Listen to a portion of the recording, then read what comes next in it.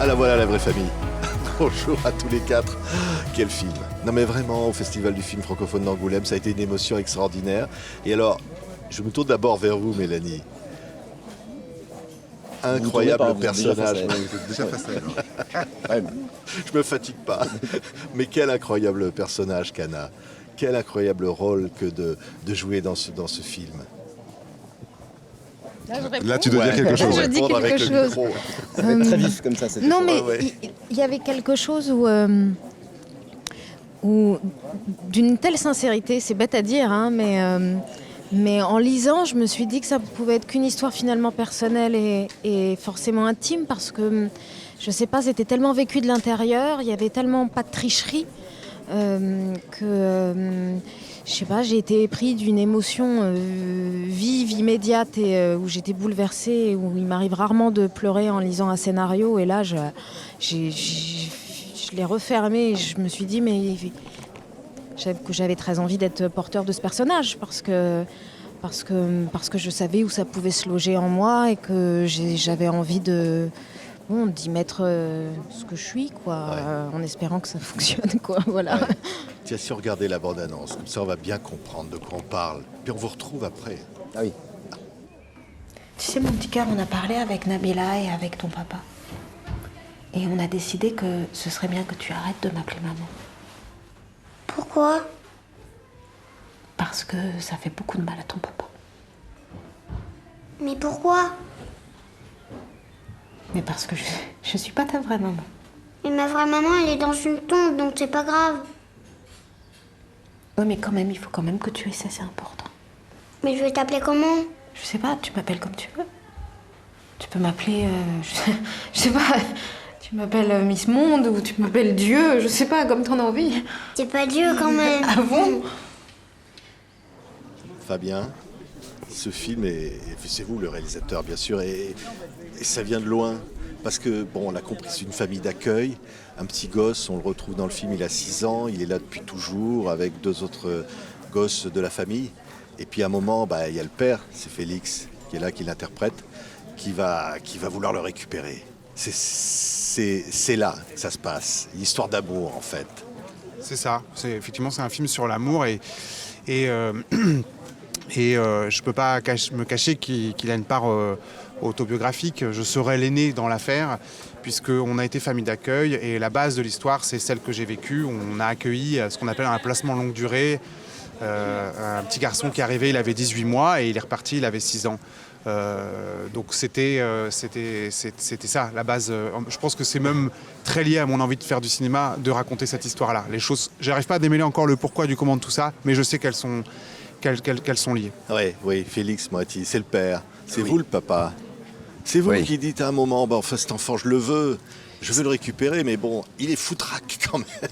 Il est pas... Voilà. Oui, on devine qu'il a été dans l'incapacité de s'en occuper à la naissance et jusqu'à ses 6 ans. Et là, soudainement, il est jugé capable. Donc, il essaye de récupérer cet enfant. Ce qui est un immense déchirement pour la famille d'accueil et pour l'enfant lui-même. Et j'essaye de tout faire pour être un père suffisamment bon. Voilà. Oui, parce que derrière, il y a l'administration. C'est ça. Il y a la loi, l'IS. Vous êtes Je suis la loi. Ouais, voilà. Vous incarnez ça aussi, une sorte de légitimité. Vous êtes le mari de Anna, incarné par Mélanie. Et au fond, oui, il faut le rendre, ce gosse. Oui, c'est vrai, complètement. Je crois qu'effectivement, le personnage de Driss, il comprend ça plus rapidement que le personnage d'Anna. Et ensuite, il est aussi sans doute très attaché à cet enfant. Mais je crois qu'on est parti sur une idée où il avait conscience de sa famille et puis de cette femme qu'il aime vraiment très fort. Et qu'il y a un moment donné où il a dû comprendre, même si c'est inconscient, qu'il fallait la protéger elle et sa propre famille, et tout en essayant d'accepter la situation telle qu'elle était, puisque finalement il n'y a rien de plus légitime que cet enfant retourne avec son père, quoi. Oui, mais en même temps, Mélanie, il l'appelle maman. Il ne faut plus qu'il l'appelle maman. Ça, c'est quand même un truc. Non, mais à la fois, on se dit que c'est magnifique de pouvoir recevoir un enfant au sein d'une famille, de pouvoir l'aider à être armé comme ça pour la vie. Et puis la mission, c'est de le rendre. C'est le principe. Il ne fait qu'être de passage, normalement. Après, c'est sûr que quand un enfant arrive à 18 mois dans une famille, qu'il arrive à peine à articuler 2-3 mots, qui tient à peine sur ses jambes, et puis que tu le vois pousser, et que ça devient un petit garçon de 6 ans que t'aimes parce que t'as un attachement comme ça aussi fusionnel qu'avec tes propres enfants. C'est un arrachement terrible quand il s'agit de se dire qu'il faut même si c'est dans l'ordre des choses. Et puis en plus, il se trouve que le père n'est pas un connard. Il se trouve que le père, il doit apprendre à être père parce que c'est quelque chose qui s'apprend à être papa. C'est pas, ça peut être instinctif, mais pas toujours.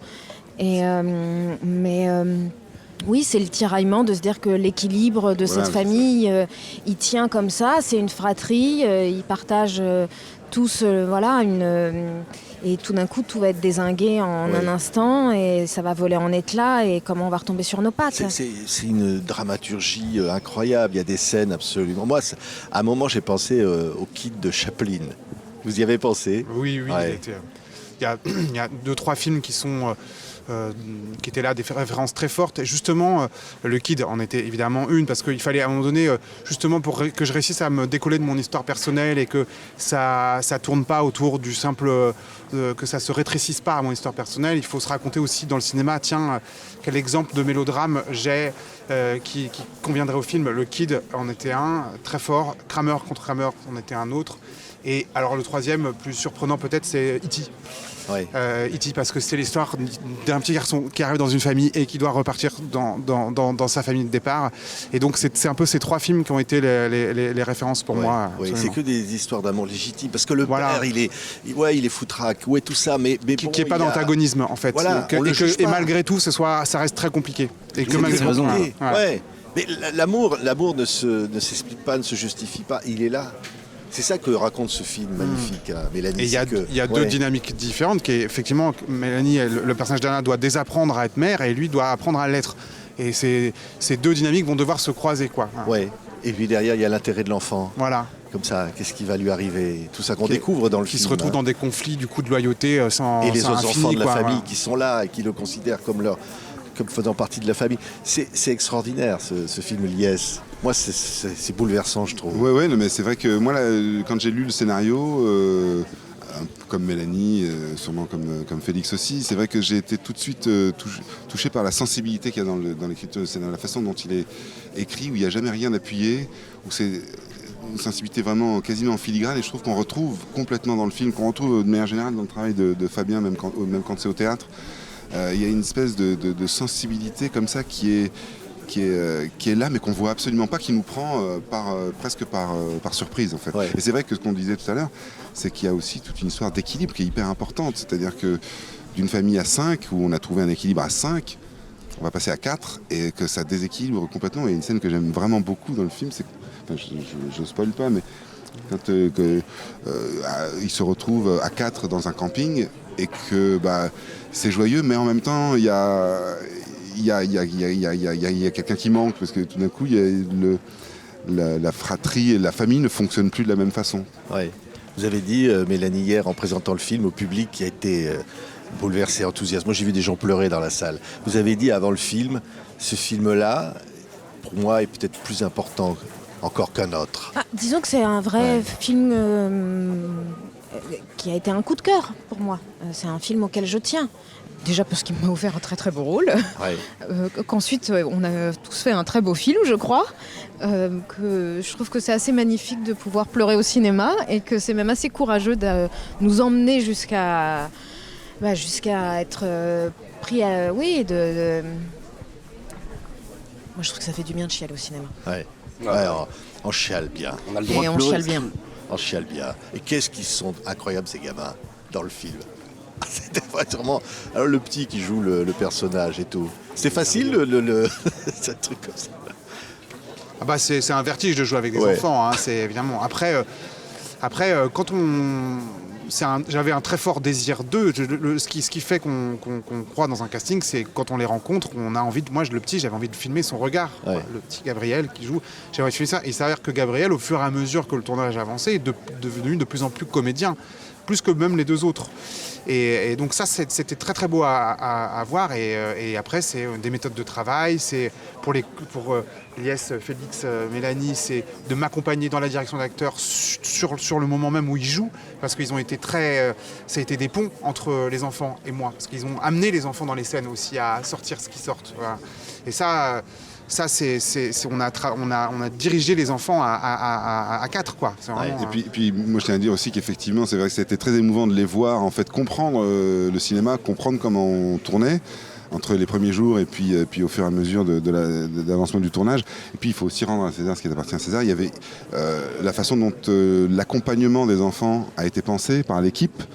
Il y avait, appelle-moi son Aurélie qui a fait un travail aussi de préparation pour que les enfants arrivent sur le plateau prêts, concentrés, un travail qu'elle a fait patient, un travail qu'elle a fait en amont avec Fabien pour que quand ils arrivent, ils aient compris grosso modo, en tout cas ils aient une vision assez claire de ce qu'il y avait à faire, de ce qu'il y avait à jouer. Ils comprennent toujours ce qu'on était en train de raconter, quoi. On les a jamais piégés en fait, fallait juste les amener à... Voilà. Ben merci à vous tous les 4, la vraie famille. Allez voir ce film, formidable. Merci beaucoup. Merci. Merci.